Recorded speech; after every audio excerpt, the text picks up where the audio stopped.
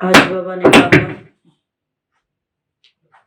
ने कहा रूहानी अश्व, जैसे दुनिया में भी रेस होती है, घोड़ों को दौड़ाया जाता है, ऐसे बाबा ने कहा यहाँ चैतन्य आत्माओं की पुरुषार्थ की रेस है।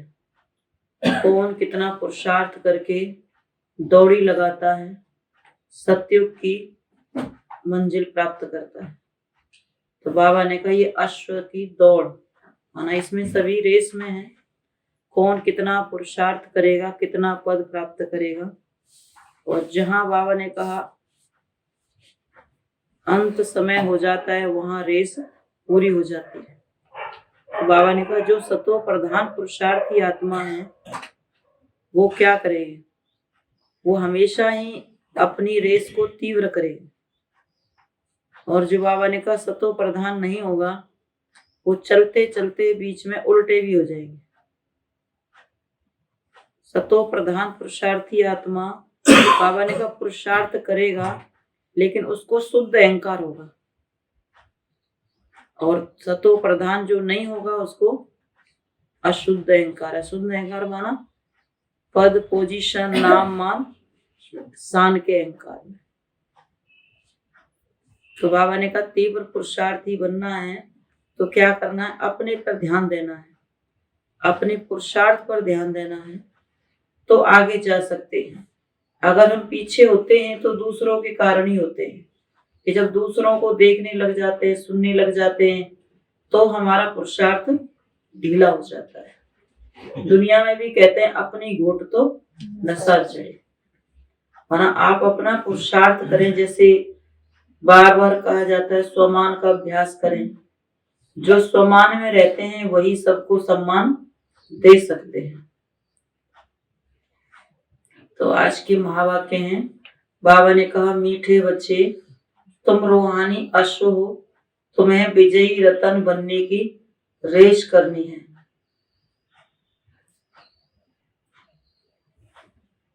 महारथी अश्व है जो राजाई पाने की रेस करे। महारथी अश्व है जो राजाई पाने की रेस करे।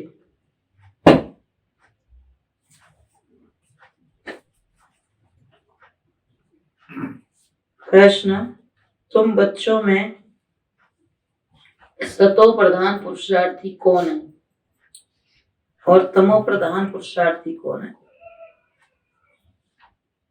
अंतर समझेंगे तब पता चलेगा कि हम कौन से पुरुषार्थी हैं। तो बाबा ने कहा उत्तर में सतो प्रधान पुरुषार्थी वह है जो रचेता और रचना को जानकर पुरुषार्थ करते हैं, जिनकी बुद्धि में सृष्टि के आदि मध्य अंत की नॉलेज घूमती रहती है, जिन्हें बाप की याद का शुद्ध अहंकार है। और तमो प्रधान पुरुषार्थी वह जो कहते कल पहले जैसा पुरुषार्थ किया होगा वैसा कर लेंगे।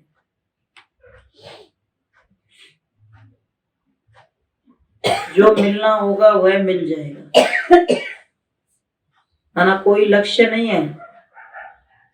कभी समय को पकड़ते हैं, समय होगा तो करा लेगा, समय आएगा तो कर लेंगे। कभी ड्रामा को पकड़ते हैं, ड्रामा में होगा तो हो जाएगा। सतो प्रधान पुरुषार्थी माना समय से पहले अपनी तैयारी करने वाला, ना समय का इंतजार ना किसी और का, कि ड्रामा तो करने से बनता है। गीत दुखियों पर कुछ रहम करो माँ बाप हमारे, ओम शांति। जब यहाँ बैठते हो तो जितना हो सके बाप की याद में रहना है। कल भी समझाया कि सारा कल्प तुम देह अभिमानी रहते हो, इस समय ही एक बार देह अभिमानी बनना पड़ता है। देह अभिमान छोड़ वापिस चलना है। यह कपड़े अथवा तन बहुत पुराने हो गए हैं, यह देह का अशुद्ध अहंकार छोड़ना है। बाप को याद करना है। बाप को याद तो करते हैं परंतु पता नहीं कि हमारा बाप कौन है। कह देते हैं बाप सर्वव्यापी है, फिर तो पुकार भी न सके। गाते तो है ना कि ओ गॉड फादर, जब किसी को दुख होता है तो गॉड फादर को याद करते हैं, बुद्धि ऊपर चली जाती है। अगर भक्त ही भगवान हो फिर तो भगवान को याद करने की दरकार ही न पड़े। न ऐसा कहना पड़े कि हे भगवान हम दुखी कंगाल हैं, भक्ति मार्ग में दुख है इसलिए भगवान को याद करते हैं। मैं बच्चों को सुख देकर जाता हूँ तो उस सुख को सभी याद करते हैं। अविनाशी बाप अविनाशी सुख दे जाते हैं।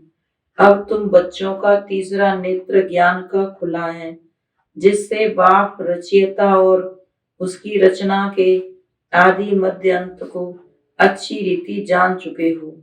कल जो घर में गीता पढ़ते थे उस गीता से रचता और रचना का नॉलेज नहीं मिलता था और ही रचना को भूल गए। रचता को भूले तो रचना को भी भूले। बाप तीसरा ज्ञान का बाबा तीसरा ज्ञान का नेत्र देकर समझाते हैं, राजयोग सिखलाते हैं जिससे तुम स्वर्ग के मालिक बनेंगे। गीता पढ़ने से कोई स्वर्ग की याद नहीं आ सकती। कितने लेक्चर करते हैं, अब तुम बाप से डायरेक्ट सुनते हो तो रात दिन का फर्क फील होता है। गीता पर कितने लेक्चर करते हैं, बाबा ने कहा, लेकिन तुम उस बाप से सुनते हो जो भगवानुवाच होता है। उसमें तो रचता और रचना को भूल जाते हैं। अभी बाबा ने रचता और रचना का राज बैठ समझाया है और बरोबर पुरुषार्थ भी करते हैं वर्षा लेने का। फिर किसका पुरुषार्थ सतो प्रधान, किसका रजो, किसका तमो होता है।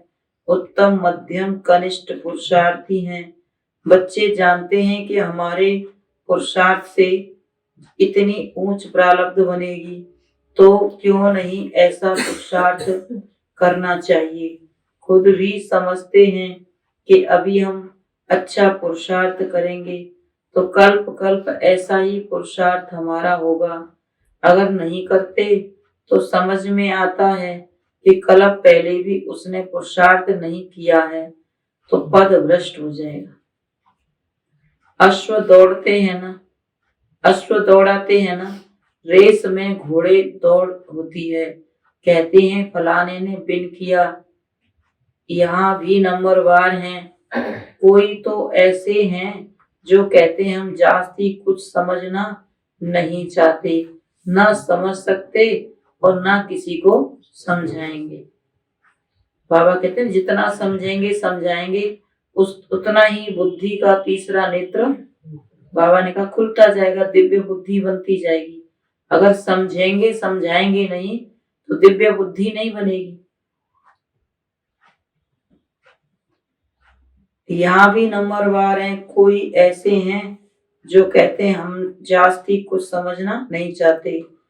तो बाबा ने कहा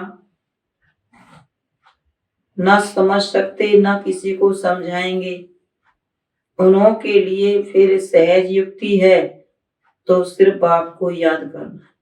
फिर बाबा ने ऐसों के लिए भी रास्ता निकाला है कि सहज युक्ति है कि बाबा को याद तो कर सकते हो, चलो नहीं समझ सकते हो, नहीं समझा सकते हो तो बाबा तो कह ही सकते हैं। तो बाबा ने कहा मेरा बाबा मीठा बाबा कहने में भी कमाई है, बहुत कमाई है।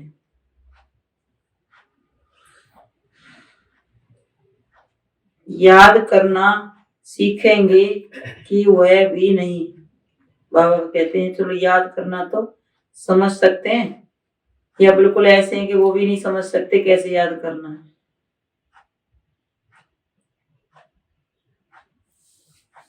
तो बाबा ने कहा याद करना सीखेंगे कि वह भी नहीं। बेहद का बाप जिसको तुम भक्ति मार्ग में याद करते हो वह बाप अब सम्मुख ब्रह्मा के तन से कहते हैं कि मुझे याद करो। बाबा ने रचना का राज भी समझाया है। शिव बाबा तो सभी आत्माओं का बाप है। कोई भी आत्मा को प्रजापिता नहीं कहेंगे। आत्माएं तो अनादि हैं। प्रजापिता ब्रह्मा रचता है। मुख वंशावली। हम आत्माएं तो हैं शिव बाबा की संतान। कहते हैं कि तुम मेरे तो हो ही, जितने हो उतने ही हो। कम जास्ती आत्माएं कभी भी नहीं हो सकती। उन्हों का ही बेहद ड्रामा में पार्ट है। यह अनादि बना बनाया खेल है। बाप कहते हैं मैं आता हूँ जरूर एक सत धर्म स्थापन करने और अनेक धर्मों का विनाश कराने। जो सत धर्म प्राय लोप हो गया है वह अभी स्थापन हो रहा है। सत धर्म अर्थात सतयुग का आदि सनातन देवी देवता धर्म जो सत परमात्मा ने आकर स्थापन किया। जैसे क्रिश्चियन धर्म क्राइस्ट ने स्थापन किया, वैसे आदि सनातन धर्म सत बाप ने स्थापन किया। सचखंड स्थापन करने वाला सच्चा बाबा है। तुम ब्राह्मण बच्चे ही जानते हो कि बरोबर बाबा आया हुआ है। बाप समझाते हैं कि अब ड्रामा पूरा होता है तो अब पुराना कपड़ा छोड़ना है।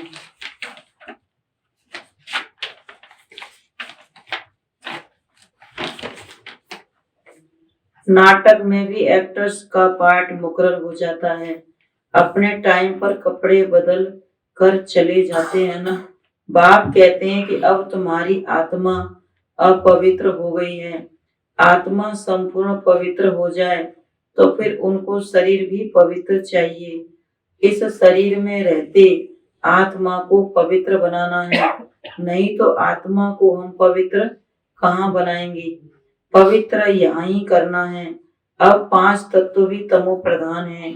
आत्मा जब पवित्र बन कर्मातीत अवस्था में आ जाएगी तो फिर पुराना हिसाब किताब चुकतू हो जाएगा। यह बात बच्चों की है, बच्चे ही सुनते हैं तो ब्राह्मण जरूर चाहिए। तुम जानते हो स्वर्ग की स्थापना कैसे हो तो ब्रह्मा जरूर चाहिए। यह है ब्राह्मणों का कुल। कहते हैं कि मैं ब्रह्मा के तन का आधार लेता हूँ इन ब्राह्मणों को रचने के लिए। यह बातें तो तुम ब्राह्मण और ब्राह्मणियां ही जानते हो। यह है संगम युग की रचना। कितने गुह्य राज हैं। शुरू में बाबा इतने गुह्य राज समझाते थे क्या। कहा जाता है सागर को स्याही बनाओ, जंगल को कलम बनाओ, पृथ्वी को कागज बनाओ, तो भी ये ज्ञान पूरा नहीं होगा। तुम बच्चे सुनते ही रहते हो। यह गुह्य बातें भी धारण उन्हों को होंगी जिन्हों का पढ़ाई में अटेंशन है। बाप से वर्षा लेने के लिए कमर कसकर खड़े हैं। थोड़ा भी अगर संशय हो गया तो उड़ जाएगा, फिर अचानक किसको तीर लग जाएगा। बाबा ने कहा किसी को संशय हो गया तो ये ज्ञान उड़ जाएगा और मुरली सुनते सुनते अचानक किसी को निश्चय बढ़ जाएगा। माना किसी की तरक्की भी हो सकती है, उन्नति भी हो सकती है और किसी की कोई भी गिर भी सकते हैं। अगर संभल के नहीं चलेंगे तो अहंकार आया तो बाबा ने कहा फिर अचानक किसको तीर लग जाएगा तो एकदम निश्चय बुद्धि हो जाएगा। नए नए टोटके बाबा सुनाते हैं। दुनिया में भी करते हैं ना, तो बाबा भी नए नए ज्ञान के युक्ति समझाते हैं। कल भी बाबा ने बहुत अच्छी रीति समझाया था। बाबा कहते हैं मैं परम आत्मा परम धाम में रहने वाला हूँ, जिसको सुप्रीम सोल कहते हैं। यहाँ की आत्मा को कोई सुप्रीम कह न सके। सुप्रीम सोल एक ही है, उनकी ही सब बंदगी करते हैं। परम धाम में रहने वाला परमात्मा वह फिर सर्वव्यापी हो न सके। यहाँ तो दुख है, जन्म मरण है, परमात्मा तो जन्म मरण रहित है। जो महारथी हैं, जिनका पूरा पुरुषार्थ चल रहा है वर्षा लेने का, वे रेस में देखो कैसे दौड़ते हैं। कोई कोई नाउम्मीद भी होते हैं, परंतु लास्ट में ऐसे तेज दौड़ाते हैं जो सबसे आगे चले जाते हैं। तो बाबा ने कहा कई ऐसे हैं बिल्कुल ढीले ढाले ऐसे ही चल रहे हैं, कोई मतलब वो लक्ष्य नहीं है। तो बाबा ने कहा हो सकता है वो कभी ऐसी तेज चलेंगे रेस में जो सबसे आगे जाएंगे। तो किसी का कोई पता नहीं है, कोई पीछे भी हो सकता है और कोई आगे भी जा सकता है। तो यहाँ भी ऐसे हैं, कोई तो चलते चलते ढीले हो जाते हैं, गिर पड़ते हैं, कोई को चोट लग जाती है तो लंगड़े भी हो पड़ते हैं। हाँ?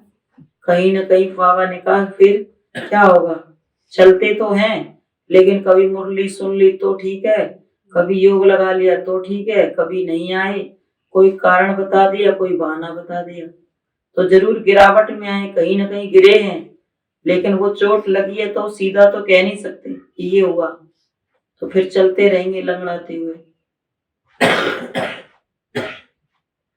छोड़ेंगे भी नहीं और चलेंगे भी ढंग से नहीं। तो बाबा ने कहा कई तो लंगड़े हो पड़ते हैं, यहाँ भी बहुत हैं अच्छे अच्छे नए बच्चे। बाबा ने कहा अच्छे अच्छे नए बच्चे हैं जो पुरानों से भी बहुत तेज दौड़ रहे हैं, कईयों को पुरुषार्थ करने में ग्रहचारी बैठ जाती है। कोई पर बृहस्पति की, बाबा ने कहा दशाएं भी बदलती रहती हैं, कोई पर कभी बृहस्पति की दशा बैठती है तो कभी शुक्र की दशा, तो कभी शनिचर की दशा, कभी राहु की दशा भी बैठ जाती है, जो कभी फायदा कभी नुकसान होता रहता है। बाबा खुद जानते हैं इस बच्चे पर ग्रहचारी है, इस कारण से ग्रहण लगा हुआ है। बाप कहते हैं इससे पार होकर तीव्र वेगी बन जाओ। किससे पार होना है, इस ग्रहचारी से पार होके अच्छा पुरुषार्थ करो, तीव्र वेगी बन जाओ। जब राहु का ग्रहण लगता है तो 2-3 वर्ष पवित्र रहकर फिर कर्म इंद्रियों से विकार में चले जाते हैं। बाबा कहते हैं काम महाशत्रु है, इन पर विजय पानी है। अच्छे अच्छे बच्चों पर भी ग्रहचारी लग जाती है, शादी कर लेते हैं, प्रण भी पहले करते हैं कि हम तो पवित्र रहेंगे, परंतु फिर गिर पड़ते हैं, कभी श्रीमत पर चलते, कभी फिर उल्टी मत पर चल पड़ते। बाबा बच्चों को अब दशाएं बाबा कहते बदलती है ग्रहचारी, जिस पे ग्रहचारी बैठी होगी उसको तो ये बात समझ में आएगी नहीं, और जो सतो प्रधान पुरुषार्थी आत्मा होगी उसको ये बात समझ में आ जाएगी। दोनों का समझने का तरीका है। सतो प्रधान पुरुषार्थी आत्मा उसको अच्छी बुद्धि होने के कारण अपने पे जीवन में धारणा में लाएगी, और तमो प्रधान पुरुषार्थी जो हुआ ग्रहचारी के कारण वो उसको ढीला छोड़ देंगे। कहेंगे बाबा तो कहते ही रहते हैं कौन बना आज तक, बहुत मुश्किल है ऐसे माना, ऐसी बातें पकड़ते हैं। बाबा बच्चों को अच्छी रीति जानते हैं। हाँ, बाबा क्यों करें, बाबा को पता है सभी तरह के बच्चे हैं, तो बाबा बच्चों को अच्छी रीति जानते हैं। तो बाबा ने कहा कभी श्रीमत पर चलते हैं, कभी फिर उल्टी मत पर चल पड़ते हैं, मानो दशाएं बदलती रहती हैं। बाबा को कहते हैं बाबा हमारी अब रेस चल रही है, बाबा कहते हैं खबरदार रहना, क्योंकि रेस माना घोड़ों की दौड़ है ना। देखो बच्चे, भविष्य 21 जन्मों का सुख मिलता है, ये कोई कम बात है क्या? भूल करने से फिर भविष्य सभी जन्मों पर ग्रहचारी अथवा घाटा लग जाता है। अगर एक जन्म में गलती की तो सभी जन्मों पर घाटा लग जाता है। एक जन्म में पुरुषार्थ करेंगे तो फायदा भी होगा सभी जन्मों में, और एक जन्म में अगर इस अंतिम जन्म में घाटा किया तो सब जन्मों में बाबा ने का फर्क पड़ेगा।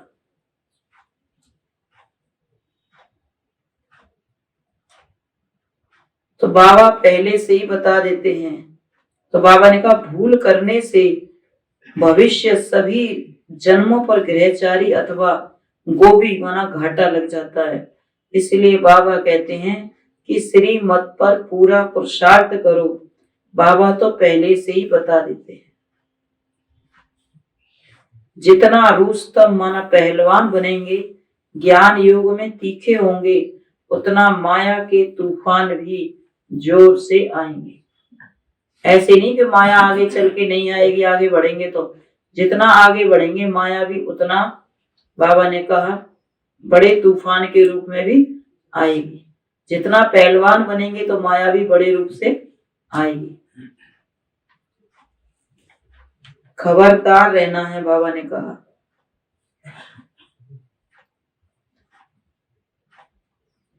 कर्मेंद्रियों द्वारा विक्रम कर पाप आत्मा नहीं बनना है। तुम हो ईश्वरीय औलाद तो बहुत रॉयल बनना है। लक्ष्मी नारायण देखो कितने रॉयल हैं। यह संस्कार अभी भरने हैं, क्योंकि इस समय तुम ईश्वरीय औलाद कहलाते हो। मान तुम्हारा अभी है, बलिहारी तो इस एक जन्म की माननी चाहिए। बाकी तो 84 जन्म ले पतित बनते ही आए हो। जब तक बाबा न आए तब तक यह मनुष्य सृष्टि झाड़ जड़ जड़ी भूत तमो प्रधान होना ही है। इन लक्ष्मी नारायण को भी भविष्य का मालिक उस मालिक ने बनाया। सोमनाथ का मंदिर भी बहुत नामी ग्रामी है। शिव बाबा ने धन दिया है, इसलिए उनके मंदिर भी बहुत, बाबा ने कहा उनके मंदिर में भी बहुत धन लगाया है। शिव बाबा ने इतना धनवान बनाया, तो द्वापर में जो मंदिर बनाए उनमें भी बहुत धन लगाया। पुजारी भी जब बनते हैं तो कितना धन रहता है। द्वापर युग में पुजारी भी होते हैं तो कितना धन होता है। तो इतने मंदिर बनाए हैं तो पूज्य बने, पूज्य पने में कितना धन होगा। अभी तो है प्रजा का, प्रजा पर राज्य, कुछ है नहीं। ब्रह्मा की रात है ना, फिर ब्रह्मा का दिन होता है तो स्वर्ग बन जाएगा, हीरे जवाहरों के महल बन जाएंगे। भला इतना सोना आएगा कहाँ से? वहां तो सोना तो मिट्टी मिसल होता है। दिखाते हैं कि पहाड़ों में गर्माइश होती है तो फटते हैं, खानियों से ही सोना निकलता है। सोने की ईंटें बनाते रहते हैं। सॉरी, बाबा ने कहा सोने की ईंट बनाते होंगे। जैसे माया मच्छंदर के खेल में दिखाते हैं, तो उसने सूक्ष्म बतन में सोने की ईंट देखी, समझा ले जाएंगे। आंख खोली तो कुछ भी नहीं देखा। यहाँ भी बच्चे दिव्य दृष्टि में सोने के महल देखकर आते हैं। बच्चों ने गीत तो सुना, दुखियों पर कुछ रहम करो माँ बाप हमारे। बाप कहते हैं कि मेरे सिवाय यह ताला कोई खोल नहीं सकता। बाबा ने कहा बाप का नाम ही है रहम दिल माना ब्लिसफुल। ऐसे नहीं कि वह सभी में विराजमान है। माया ने बुद्धि को बिल्कुल ताला लगा दिया है। बाप कहते हैं मेरे सिवाय यह ताला कोई खोल नहीं सकता। बाबा के पास आना ही पड़ेगा, नहीं तो कोई खोल नहीं सकता। नंबरवार ताला उन्हों का खुलता है, नंबरवार ताला उन्हों का ही खुलता है जिनका कल्प पहले खुला है। उन्हों के पुरुषार्थ से समझ सकते हैं कि अच्छी सर्विस करते हैं। परम पिता परमात्मा ने जरूर कोई शरीर धारण किया है। परम पिता परमात्मा ने जरूर कोई शरीर धारण किया होगा। उनकी पहली रचना है ब्रह्मा। ब्रह्मा के मुख द्वारा ब्राह्मण रचे। ब्राह्मण है चोटी, जगत अम्मा ब्राह्मणी है, ब्रह्मा ब्राह्मण है, शक्ति सेना ब्राह्मण ब्राह्मणी है। बाप कहते हैं मैं ही नॉलेजफुल हूँ, मेरा भी ड्रामा में पार्ट है। मैं ही आकर तुमको रचता और रचना का राज समझाता हूँ। यहाँ तो बाप, टीचर, सतगुरु एक ही है। तीनों ही कर्म इकट्ठे करते हैं। सतगुरु साथ भी ले जाएंगे, यह गारंटी है। बाप सभी को सुख शांति देता है। बाप के तो सभी बच्चे हैं, ऐसे थोड़े कि कोई को दे कोई को ना दे। बाप तो सभी को माया की जंजीरों से छुड़ाने वाला है, इसलिए सब उनको याद करते हैं, स्वर्ग की स्थापना करते हैं, बाकी सबको मुक्ति में भेज देते हैं। यह तो बाप का ही काम है। अच्छा, मीठे मीठे सिकी लदे बच्चों प्रति माता पिता बाप दादा का याद प्यार, गुड मॉर्निंग। रूहानी बाप की रूहानी बच्चों को नमस्ते। हम रूहानी बच्चों की रूहानी माता पिता बाप दादा को गुड मॉर्निंग और नमस्ते। नमस्ते बाबा, नमस्ते। धारणा के लिए मुख्य सार है, कोई भी विकर्म इन कर्मेंद्रियों द्वारा नहीं करना है। संस्कारों को रॉयल बनाना है।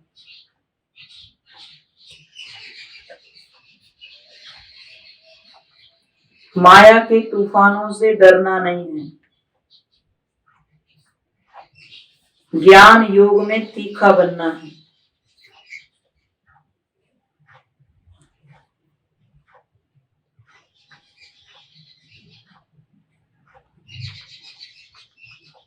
दूसरी पॉइंट है, श्रीमत पर कोई भी ग्रहचारी को पार कर तीव्र वेगी बनना है।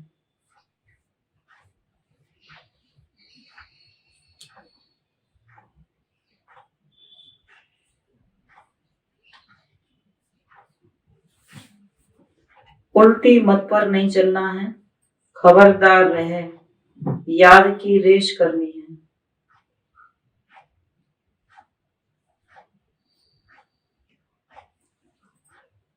वरदान, हर कर्म योग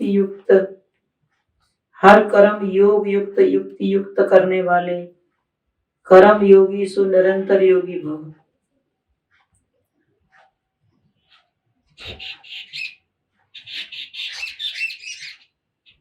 हर कर्म योग युक्ति युक्त करने वाले कर्म योगी सो निरंतर योगी भव।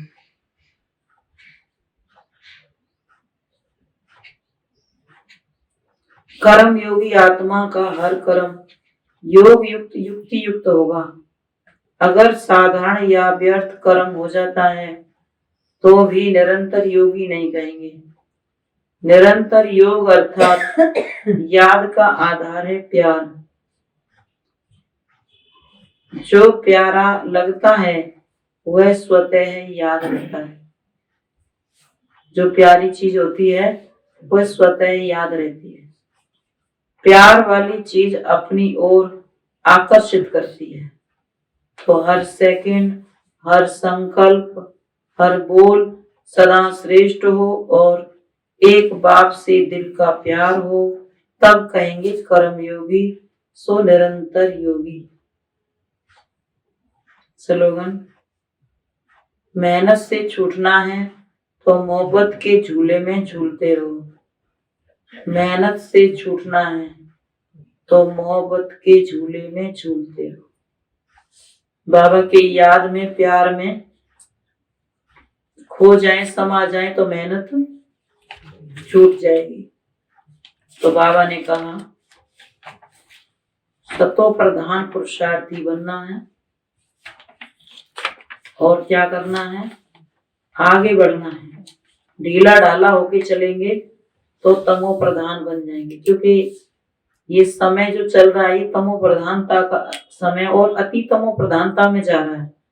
अगर इसमें अच्छा पुरुषार्थ नहीं किया तो और ही नीचे चले जाएंगे। तो बाबा ने कहा कोई तो नीचे चलेगा ही और कोई फिर अच्छा पुरुषार्थ कर रहे हैं तो नीचे से ऊपर चले, ऊपर आ गए, माना अच्छा पुरुषार्थ कर रहे हैं। तो जाना तो दोनों को ही है। अब ये नहीं पता है कब किसको, कब अंत समय आ जाए। तमो प्रधान भी जा रहे हैं और सतो प्रधान भी जा रहे हैं। सतो प्रधान संपन्न बन के जा रहे हैं और तमो प्रधान नहीं बने, अधूरेपन से जा रहे हैं, तो फिर उनका फल तो अभी से हो गया निश्चित। क्या पता उनको दोबारा जन्म लेना हो ना लेना हो। अगर लेंगे तो हिसाब किताब के लिए कहीं लेंगे, थोड़ा जन्म लिया, थोड़े बड़े हुए, इतना ज्ञान थोड़ी सुन सकेंगे जितना अभी समय मिल रहा है।